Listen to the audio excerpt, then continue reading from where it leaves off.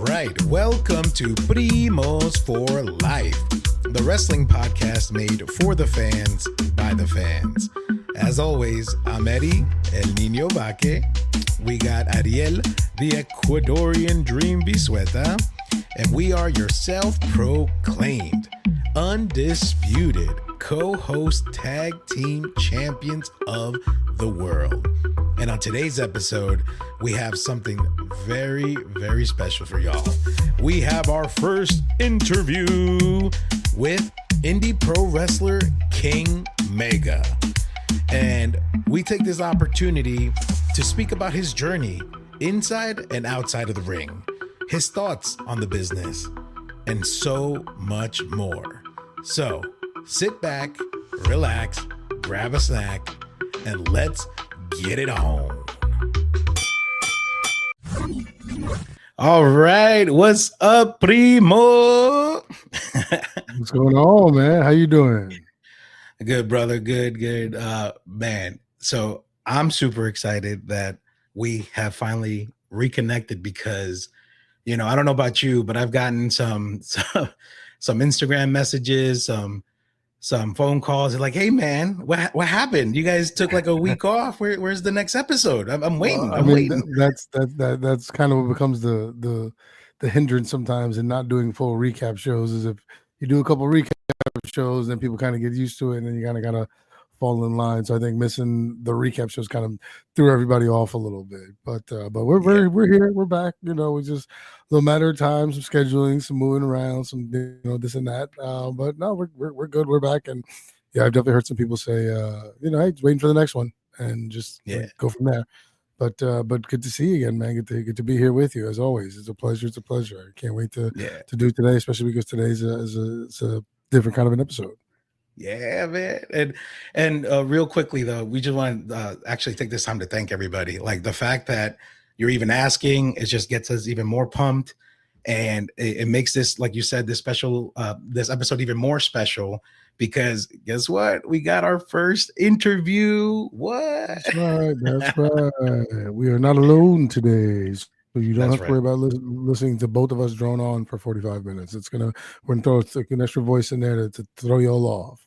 There you go. So, ladies and gentlemen, let me take this opportunity to introduce. He is a former two-time New York Wrestling Connection champion, two-time East Coast Wrestling Association heavyweight champion, one-time Right Coast Pro champion, multiple-time tag team champion, and guess what, y'all? He's in 3 Hall of Fames. Ladies and gentlemen, we welcome King Mega. What's up, y'all? What's up? What's going on? What's going on? How are you, man? This is exciting. Mega, thank you so much for taking this time. Yeah, we really appreciate you giving us a little bit of your day to come and just chat wrestling with us for a little while.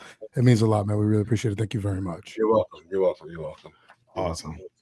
So I'm gonna give Ariel the opportunity to go ahead and present the first question. This is a staple question that we're gonna try to set up with any guest that we have on the show when it comes to wrestling. Okay. Right. Well, first off, is there anything that you would like to say? Anything that, or you want to just jump on into it? Just jump right into it. Want to jump right in? Rip the Band-Aid off and do it? Okay. We'll do all my plugs later. Let's just jump right into it. I want to make sure you have your time. You're giving us some time, so I'll make sure you get yours. Appreciate it.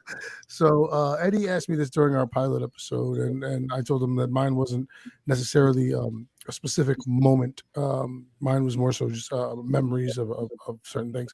But then I asked Eddie, and he came up gave us his answer, which we'll speak about in a few.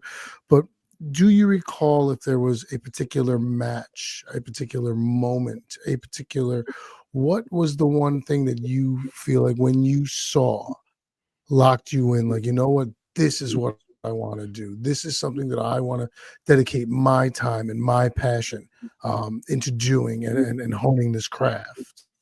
Is there one thing in particular, or do you feel like it was just overall a time frame? Like what was it? So, let me ask you. when I was a kid, I'm definitely older than both of you guys, but when I was a kid, I hated WWF. Hated it. It was too cartoonish. I couldn't stand it. So I was a big fan of Georgia Championship Wrestling. Ed probably doesn't know what that is. Wow. And I tell you the truth.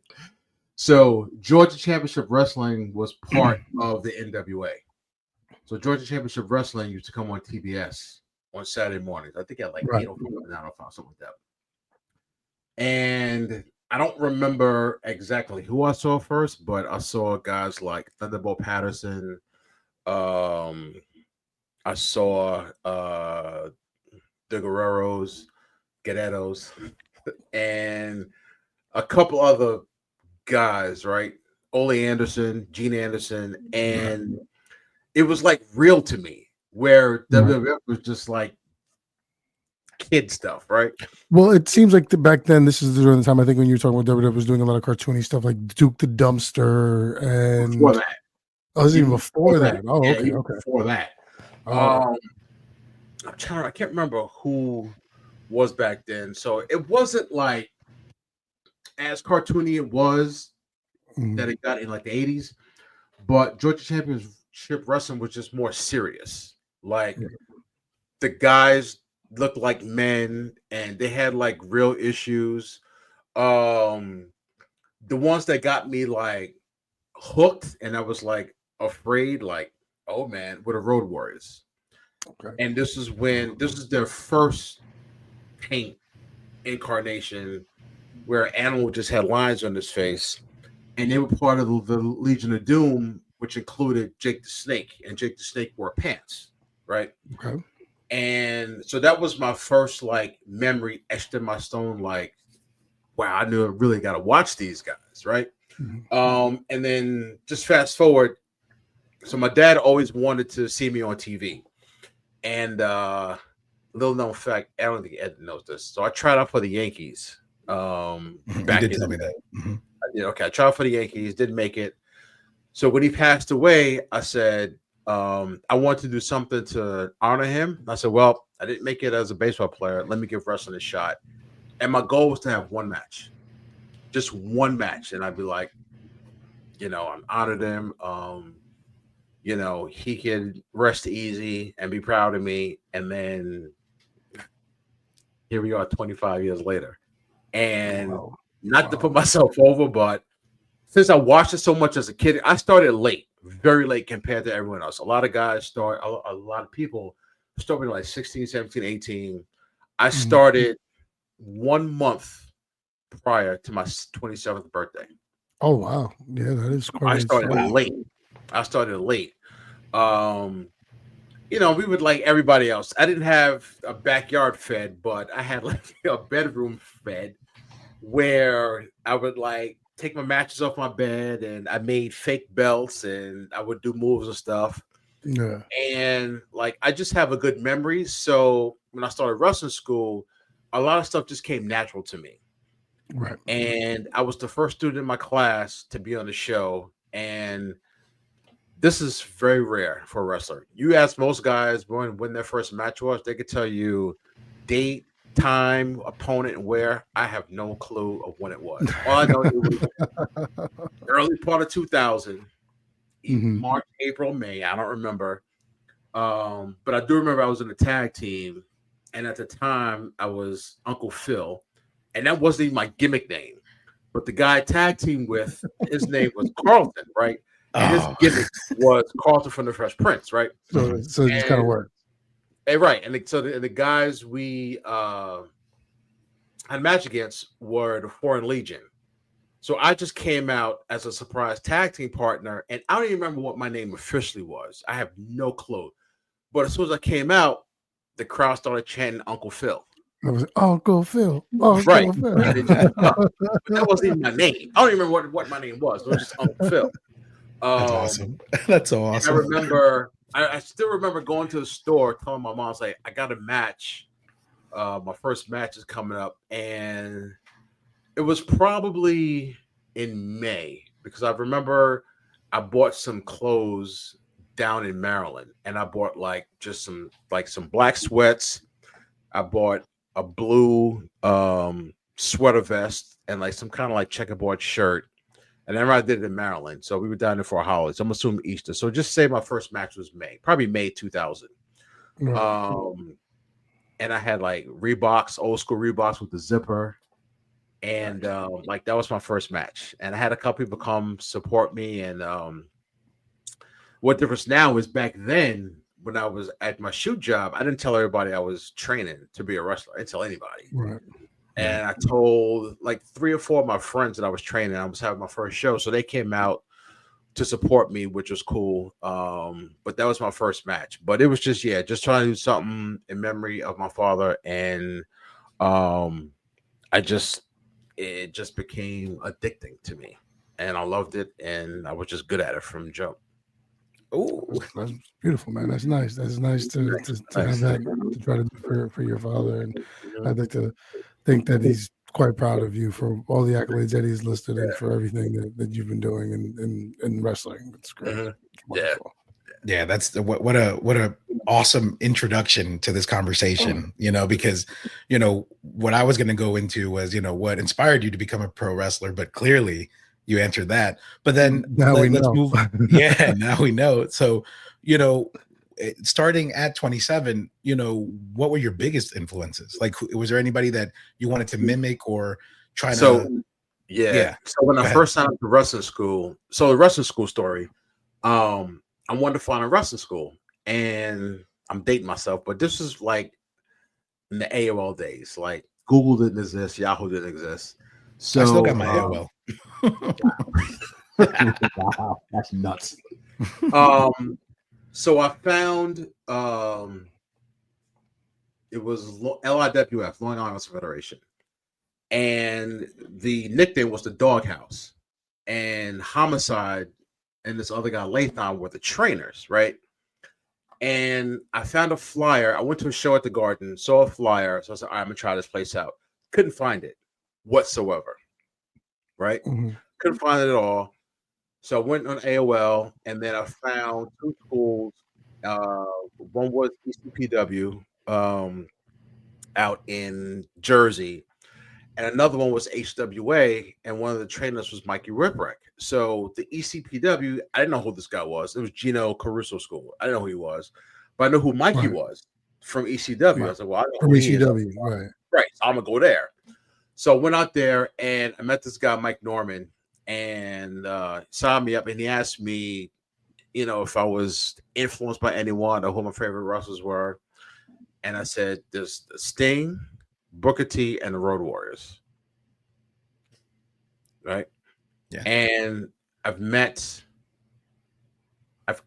didn't meet Sting, but I was like 3 feet away from him when I went to AEW once. I was like, I'm not saying hi to him. It was just, it's a wrestler thing that, whatever. Okay. You didn't want to mark out for him. But I just felt like I wasn't gonna. Well, first of all, I know we're skipping a lot, but back there, I do not say backstage. I can't stand it. It's not a play. Okay. But before the show, he's walking around, and you don't even have to be a wrestling fan, and he's different from everyone else. There's just this aura about him. And he was kind of like walking with purpose. So I didn't want to go up to him and say, hey, I'm blah, blah, blah. And the whole my role model and watch you since I was a kid thing. I didn't want to do all that. So I didn't say anything to him, right? I kind of regret it. I just should have, but I didn't. I've met Booker T a couple of times. Nice. And us both being black, I said something to him, tell him that, appreciate what you've done for us, blah, blah, blah, blah. Right. Never got a chance to meet the Road Warriors. Yeah. And I really wish I did have. But rest in peace. Rest in peace, Hawk, right? Yeah. Rest in peace. I think I answered your question. I don't remember. Yeah, I was just Sting, Booker T, that's and good. Hey, we're chatting. So those are like the influences. Like that. That's where the question was stemmed from. Sting, Booker T, and the Road Warriors. Yeah. Awesome. Now I remember you saying a little bit ago that you don't really recall your first match specifically, Do you have any recollection in terms of how you felt post match after you'd come to this point that you'd been wanting to do this and you wanted to, not only for your father, but to be able to do it for yourself and because you liked it so much. So do you recall your feeling after that first match, after that first pinfall, whether you took the pin, whether you made the pin, when you got back and everyone was, however many people were there, So it's funny. I don't remember that, but I do remember training for a spot in my first match. Okay. And practicing for it for like weeks on end, maybe a good 3, 4, 5 weeks. Oh, wow. And all it was a sidewalk slam. Someone was going to run into me. I was going to hit with a sidewalk slam. I literally practiced that for like 3 or 4 weeks. That I remember. I was like, I can't get this. Right. And the guy who I worked against was actually the promoter for NYWC. So that I remember specifically because we tried it, so many weeks. And after my first match, the only thing I remember was going outside, seeing my friends, and just telling them that I had tape everywhere. Like I taped my socks, I taped my sneakers. I don't know why, but I just taped. You guys are gonna cut me out of this stuff, man. Tape everywhere. So that's what I remember.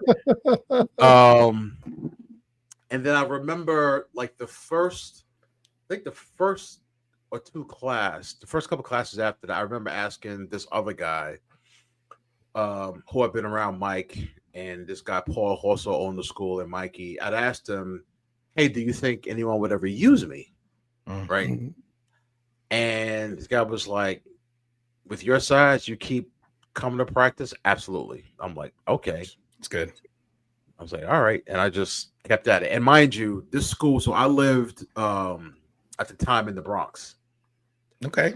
Shout out to the BX. And the school was exit 57 on the LIE. You get off at 57 or get off at 59. Yeah. I got off at 59 actually because I thought it was quicker. So it was a mission, and it was I'm about to say you're all the way up at the BX, and you got to go down to 50 something on the LIE. Every Tuesday and Thursday. Man. Yep.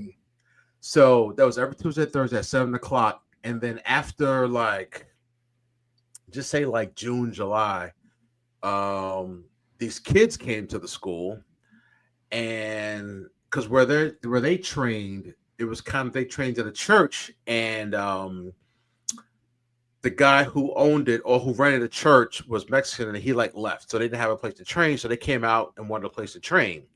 So they would come and train every Tuesday and Thursday at 9:00 or 9:30 after our class was over, because we had class from 7 to 8:30, and then we had cardio from 8:30 to 9. So after maybe like a week or so, I just want to get better. So all the other students left. I stayed and trained with these guys from like 9:30 to well past midnight. And your question should be, who are those guys? Well, I mean, I was doing a slow build to get. So they were slow build, right? So they were the SATs, Amazing Red, Chris Divine, Quiet Storm, and Brian Excel. Holy cow. And I was at the time probably like 360, 370. So I would warm up with them, do their drills, and train with them. So at the time, I didn't notice, but I was like working like a little guy because I kept training with them. Right. After that school closed down, Mikey opened up his own school, and I would train with him and a couple of guys from ECW. And Mikey said, you need to slow down. And once you think you're going slow down even more. And he taught me how to work like a big guy. Nice. And I didn't know the difference because I was so used to training with Red and SATs and them. And it was just like, this is what I do. But it's like, no, slow down. It was a speed that you were just used to going to because these were the guys that you were with. Of course. Right. Yeah. Right. And FYI, I say this everywhere. The greatest training partner I've ever had is Red. Greatest. Really? Yes. Wow. This dude will do anything. Him and the SIT gave me a lot of ideas, but Red was just, yo, you should do this. Let's try it. Best partner I've ever had. That's fantastic. Love that. Nice. All right, cool. Mm-hmm. Wow. Okay. Mm-hmm. So how about this one then? So I'm going to combine. This is going to be like a two-part question, right? So, what would you say is the toughest challenge you think you faced breaking into the business? But then also, at what point in your career did you feel like, yeah, like I made it from being like an indie wrestler to like a pro wrestler? Like, because I'm sure you're going to tell us all about that. I'm excited.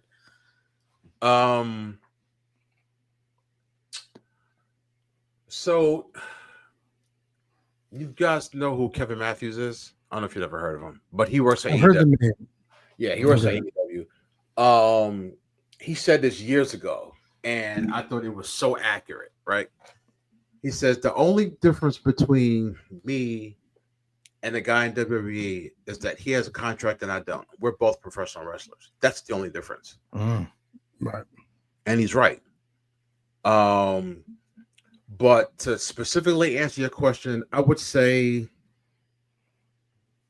when I had my Heat match, my match on Heat, I would say that's like, all right, I'm officially a pro wrestler. Now, I never considered myself, I'm gonna kind of contradict myself. So there's people who wrestle on the weekends, indie guys who work on the weekends, right? Mm-hmm. In hopes of making it, right? Then there's guys and girls who quit their jobs, leave home, or just quit their jobs and stay home, but they wrestle. All they do is wrestle. Eat, sleep, drink, wrestle. Most of the time, they live with their parents or live with a significant other or whatever. But once you officially make a living from pro wrestling and that's all you do, that's when you can wear your I'm a professional wrestler hat, just in a degree. I'm still a pro wrestler. I can go, well, my body's jacked up, but I could go work whoever in WWE right now or in AEW, right? So I'm a pro wrestler, but I'm not making a living from pro wrestling. So it's like there's just two different levels of it. There's like a 1A and a 1B. I'll say that.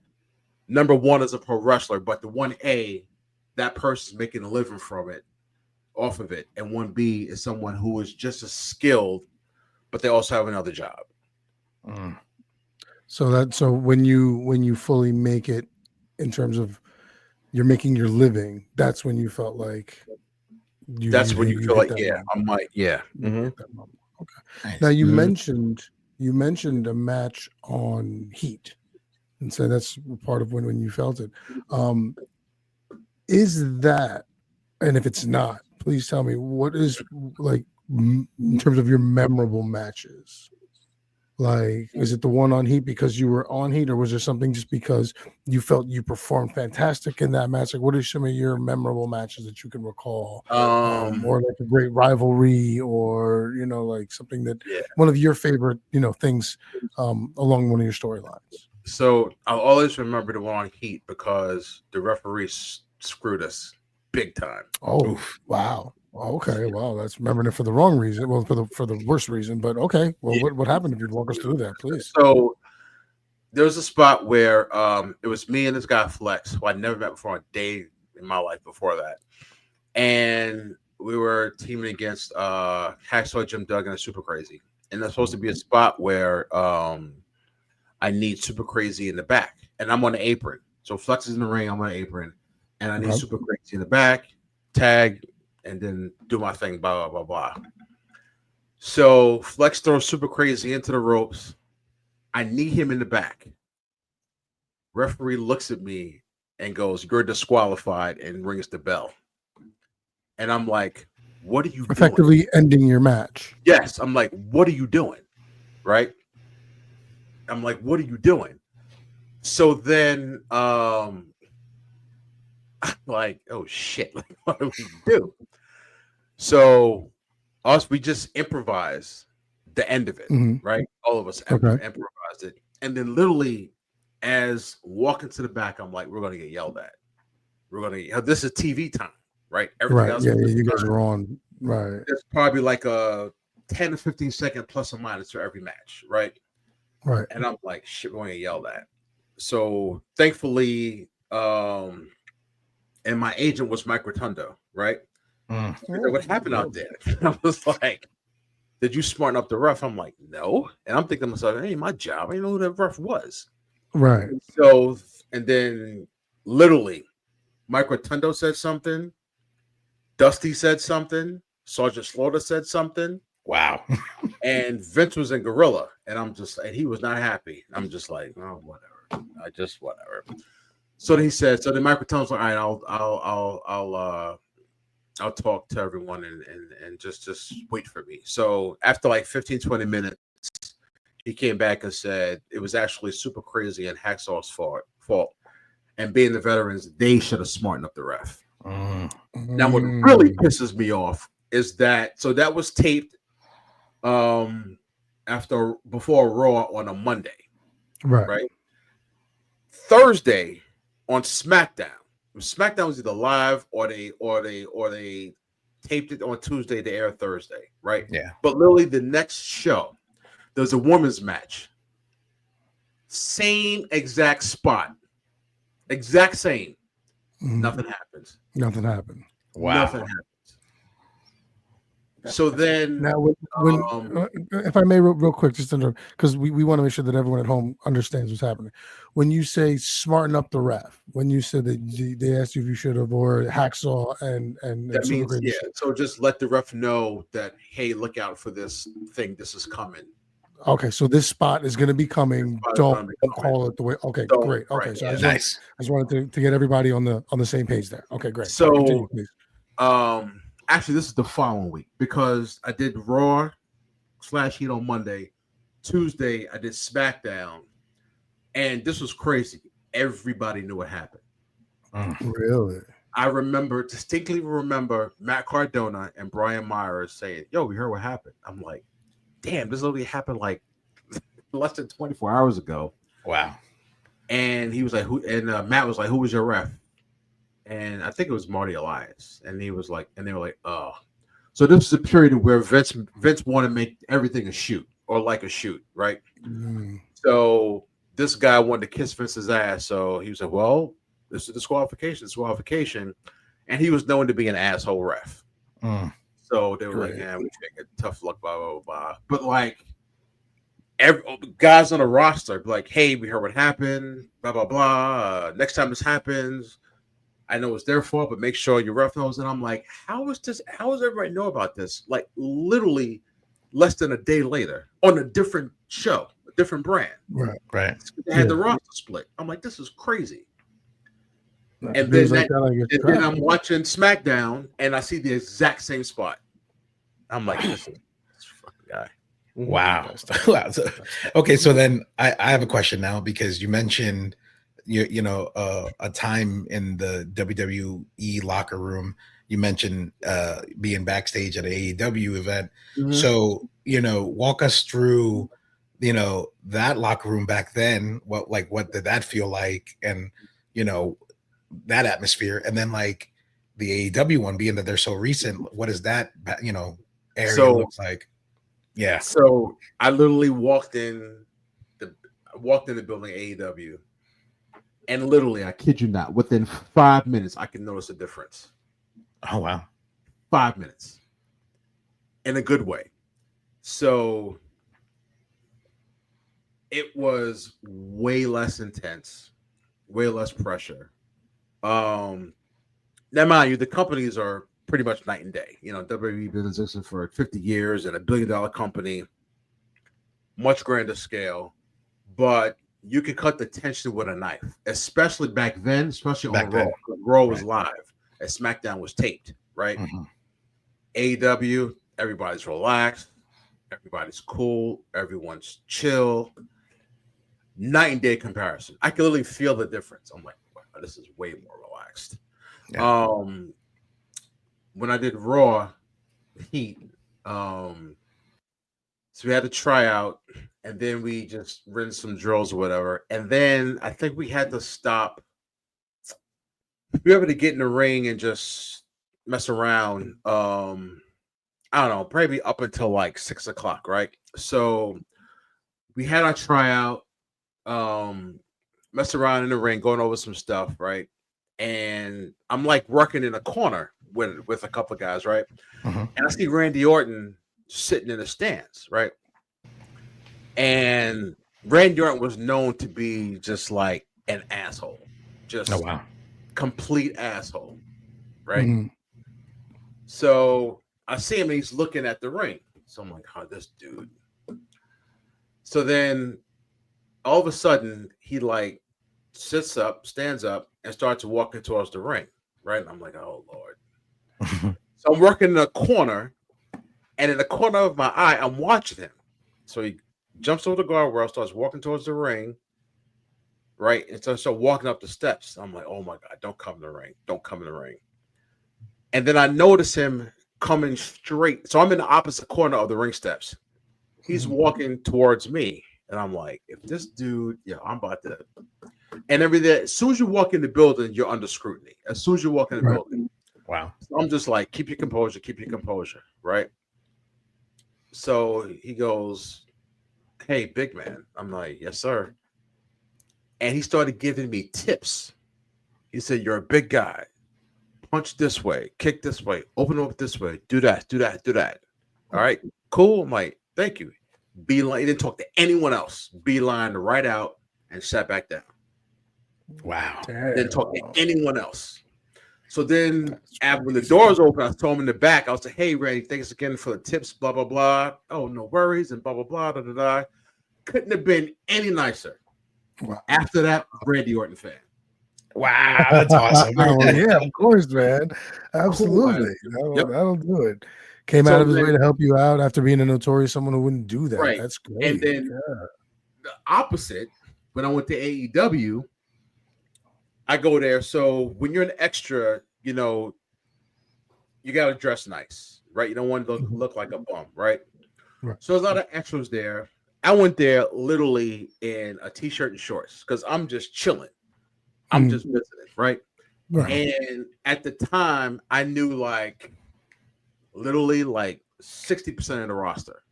And that's guys and girls I hadn't seen in a while. So I see people, give me a hug and da-da-da.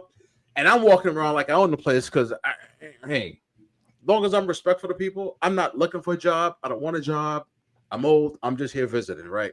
Right. So they're looking at me like, who is this dude? He's not dressed up. Like, who is this dude, right? So I'm walking and I see Powerhouse Hobbs. And he looks at me and I'm like, yo, what's up? Right? He just gave me this look. And then there's this other dude, I forgot his name, but he trains at the Nightmare Factory. Big dude, black curly hair, I forgot his name. But I could tell that he was afraid of his spot, that I came in to take his spot or to take a spot. Okay. And I'm like, relax. I'm not here for it. I'm not taking anybody's not spot. all about that. And everybody was like, yo, who is this dude? The ones who didn't know me, like, who is this dude? It was one time and I forgot that Bryan Danielson was there. I just forgot, right? So he had his own dressing room. Jericho had his own room, Sting and CM Punk, but CM Punk wasn't there, right? So Brian was there, but I forgot he was there, right? So I'm just talking, whatever. The show started. I'm just chilling, hanging by myself, right? And then all of a sudden, I hear his music. I'm like, oh, I forgot this dude was here, right? So I stood by Gorilla, there's a Gorilla position, and then there was a walkway, then there was another curtain, right? So I said, I'm away from him till he's done with his match, right? So he stayed in his dress room the whole night until his match started. Finished his match, comes in. I said, yo, what's up, young man? He goes, yo, what's up? Hugged the whole nine. So everybody's looking at me like, who the hell is this dude? He's gunning for everybody's job. Right? Yeah. And then, so the best part of the night, and the day I went was Swerve's debut show. Oh, okay. That was his first time, right? And I'm just standing there, like chilling, just minding my business, watching the show. And Thunder Rosa comes up to me and she goes, "Hey, I just want to introduce myself. Heard so much about you. I heard you're great, da da da da da. Just want to introduce myself and blah blah blah blah." And I'm like, "Thanks." And I'm like, "Who the hell have you been talking to?" Yeah, right. I heard all about you. But yeah. So just to have that respect, like, meant the world to me. That's cool. There's this woman who does know me from Adam, didn't have to do it, and just overheard or talked to people who were talking about me and my influence on them. That's memorable to me. Nice. More so than matches and opponents, and that's memorable. Rivalries or anything like that. Yeah. Okay. Oh, man. All right. Now, so you're speaking about how you saw the difference in AEW and WWE and talent. But in terms of the wrestling industry, in the time that you were there to where we are now, to where it's gone, to where it was prior to you even being there, what changes have you seen? Do you think necessarily some of these changes have benefited the industry, or do you think maybe there's some maybe they've lost a step or two? So the one change that you guys probably didn't even notice, I don't know when it was, but just say like late 2000s, early 2010s, right? The guys in WWE, they look like kids. They didn't look like men, right? So when I was growing up, the guys who are like 20 years old look like they're 50. Like this, like they've been through life. Like life hit them hard, and life won, right? And then there was a period where guys on TV just look like kids, and I'm like, what's going on? And then eventually, just in regular life, men started growing beards just because that was the thing. And then that kind of stayed and transitioned to wrestlers on TV looking like men again. Okay. So that's the one big thing that I love. And the other thing that I like, that I'm really a fan of, is like everyone is more conscious about concussions. Right. When I was being trained and first started out, I would just take chair shots to the head. I just didn't know any better.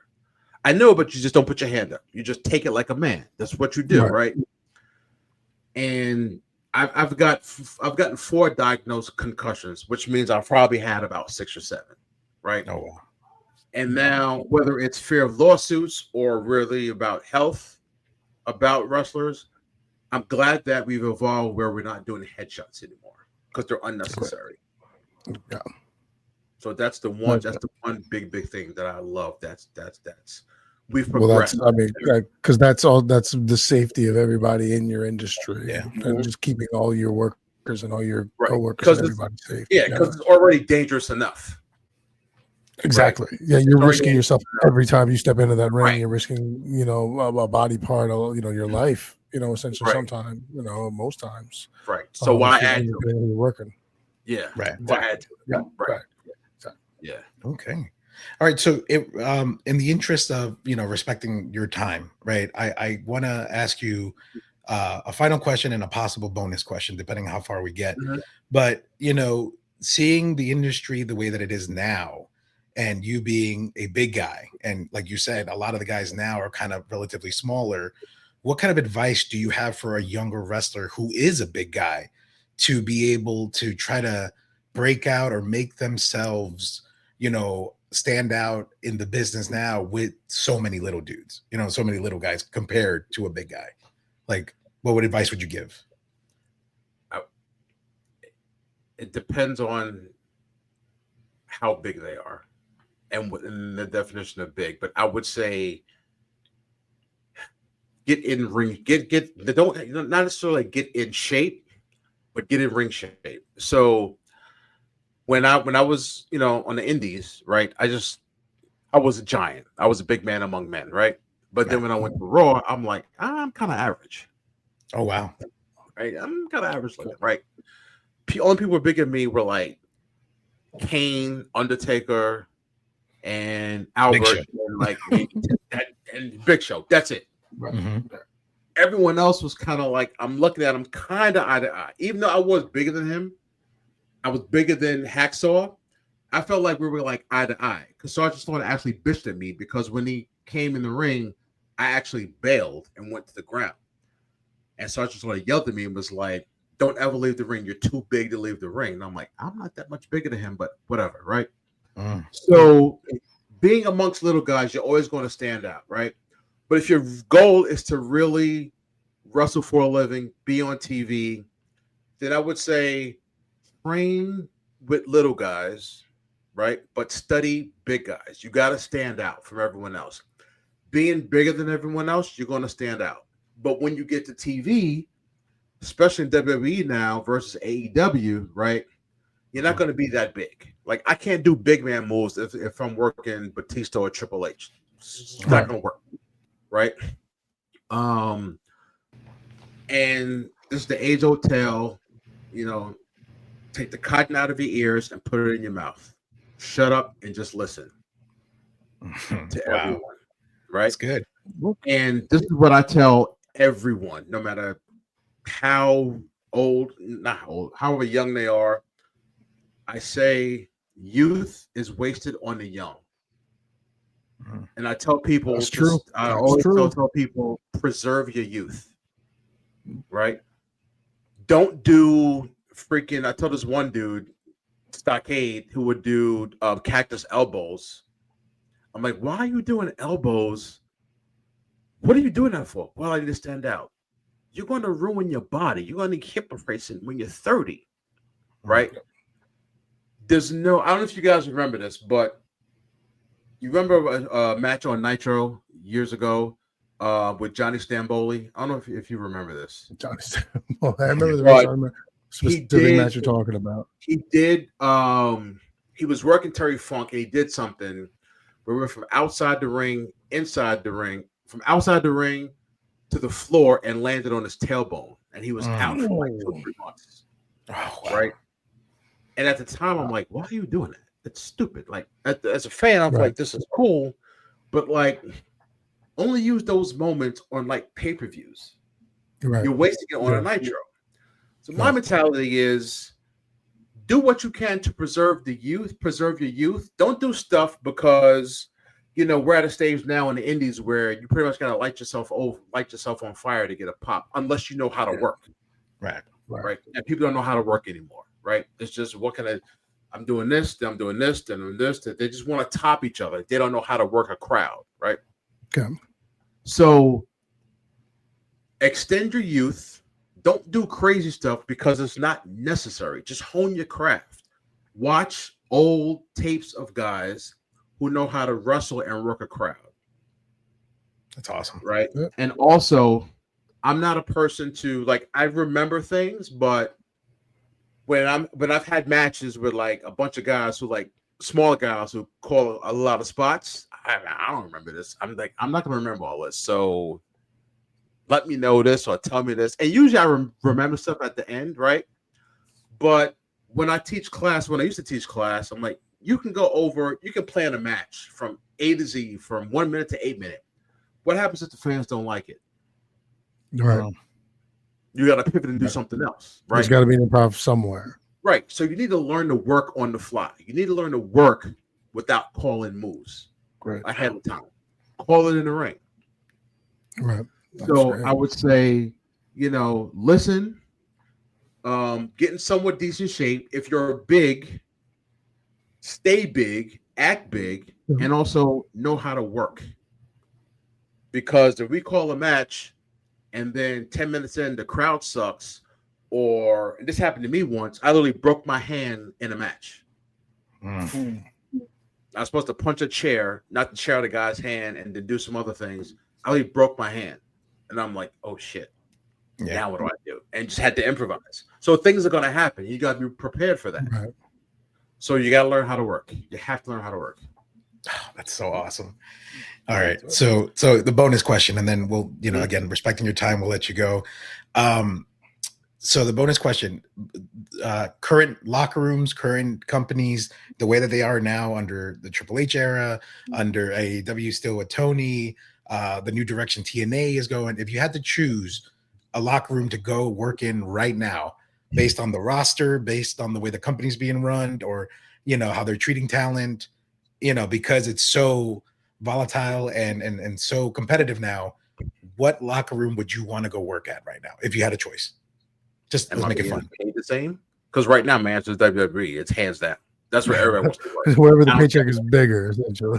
I don't care what. I've had one person in my life say that their dream wasn't to work for WWE, and he meant it. And that's my friend Quiet Storm, who's in Japan. He's been in Japan for 15 years.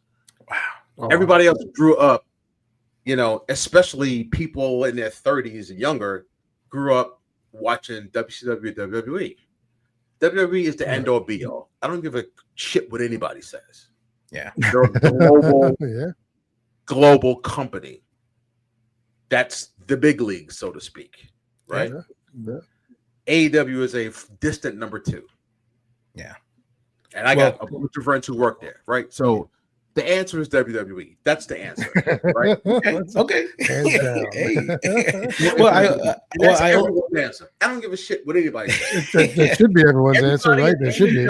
With the exception of Chris Jericho and Dustin Rhodes wants to work in the WWE. I don't give a shit what anybody says. It's not true. Except for the two. And them two have been there for years. So that's why they don't want to be there. And they don't want to go back. The only reason why I ask is because I feel like in the last 5 years wrestling has changed completely, and you always hear wrestlers talk about how the market has changed, everything has changed for the better.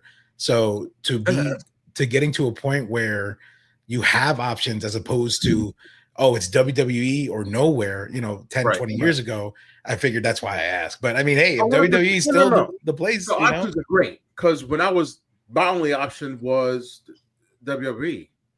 I was lucky enough to train in the ECW school for one day. Oh, wow. But they shut down, right? WCW went out of business. My only option was WWE or Japan, right? Right. So I'm happy as hell that there's options to make a great living now with AEW and TNA, right? Or if you want to go work in Japan, live in Japan, you could do that. Right. Don't get me wrong. All more options are better for everyone. And people in AEW are getting paid. They're getting paid. Paid, right? So, but if I had my druthers, all things being equal, I'm going with WWE.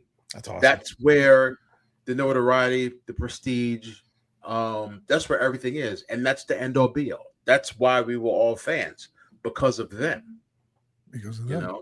They laid it. They laid the foundation. They got us all hooked on it. And when to start beautiful. What a beautiful answer.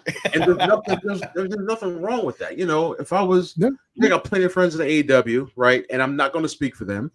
And the people I don't know, right? They want to work for WWE eventually at some point. Everyone does. That's right. And the ones who leave WWE will go back or want to go back. Chris Jericho will be back at some point to go in the Hall of Fame. Yeah, that makes sense. Right? And at his position, being in there for years, I can see why he wants to work in AEW, and that's a goal of his, to help bring a company to be on parallel with WWE. I totally get that. Right? Mm-hmm. But for people, especially for those who've never been there, they want to go work for them. 100%. 100%.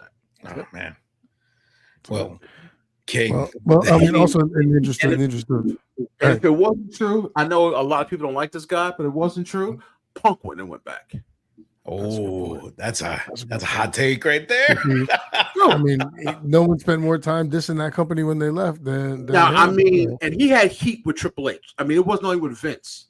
If Vince was still there, he probably wouldn't be there, but he would have went back at some point. Right. That's where it's at.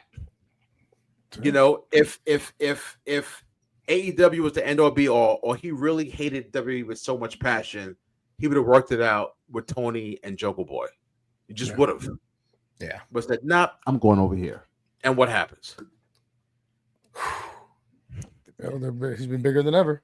Wow. Right. That what a way to wrap up this episode. Like King, honestly. Before we wrap up, King, is there anything that you want to promote? Anything you want to throw in? Or anything? If you guys want to, follow me on Instagram and Twitter. I'm never saying X. That's right. King Mega. That's right. King Mega _YGB. And also for all my coffee and tea drinkers, go to princenana.com and get you some coffee. There you go. princenana.com, and he gave you the Instagram and Twitter. princenanacoffee.com. Yeah. Sorry. Sounded a little dirty in the beginning, so I was like, we talking about coffee? Or we want to make sure we get this right. princenanacoffee.com. Get yourself some princenanacoffee.com. King Meg also gave you his Instagram and his Twitter. We don't call it X; it's still Twitter. That's it. So make sure you follow him. King is around. It's Twitter. Give him some likes, some videos, all of it. Order some coffee, y'all. It's King Mega. I got to tell you, it's been an absolute pleasure to speak with you for this duration of time. Thank you for taking time out of your busy day to spend with us, even for just almost an hour of time. Like, we really truly appreciate it. Your candid answers, your honesty, everything that you were able to bring to the table today. We truly appreciate, and thank you so much for giving us all the time that you have. My pleasure. Thanks for having me, guys. And then King, really quickly before you head out, also, if you have time in your schedule, we would love to bring you back when we do like a recap, just to get your perspective. Friend of the show, just to see your perspective on the business, the way we see it from a fan standpoint, but then from your perspective from a professional standpoint. You know what I mean? We would love that. All right. No problem. You got it. Awesome. Sounds good. Okay, good. We look forward to sitting down with you again, and thank you so much for taking the time to talk to us today, man, and give everyone a little background and insight into part of wrestling that they don't get to see or hear about because they don't know professional wrestlers or any wrestlers of that kind. So thank you for bringing us behind the curtain for just a little while. That really was fun. Thank you. My pleasure, guys. Thank you. I appreciate it. Pleasure's all ours. Thank you. Thank you, King. Wow. Wasn't that amazing? That was great. That was absolutely fantastic. That was so much more fun and interesting than I thought it was going to be. That was a great run. Thank you again to King Mega for giving us all the time that he did today. It was truly appreciated. Thank you, sir. Awesome. Yes. So I just can't wait to put this through the lab and go ahead and share with the rest of the world, to the rest of our fans. Hopefully the fans enjoy it and have a good time listening to it as much as we had doing it. So we hope that's the case for everybody. Thank you guys for listening, and we appreciate it. And we're coming back with some recaps and some stuff. We Elimination Chamber's coming up. Mania's coming up. We got some stuff to go through. We missed 2 episodes of Raw. We can kind of recap sometime soon, but we'll thank you everybody for listening and asking, and hopefully you enjoy the episode. And we look forward to hearing, having you guys give us some feedback on it. See if you want to hear more interviews and things along those lines. So greatly appreciate the time, guys. Thank you. Absolutely. All right, Primo, you know what to do. Ladies and gentlemen, thank you very much. We appreciate you. We will see you when we see you. We will see you when we see you. Take care, y'all. Good night.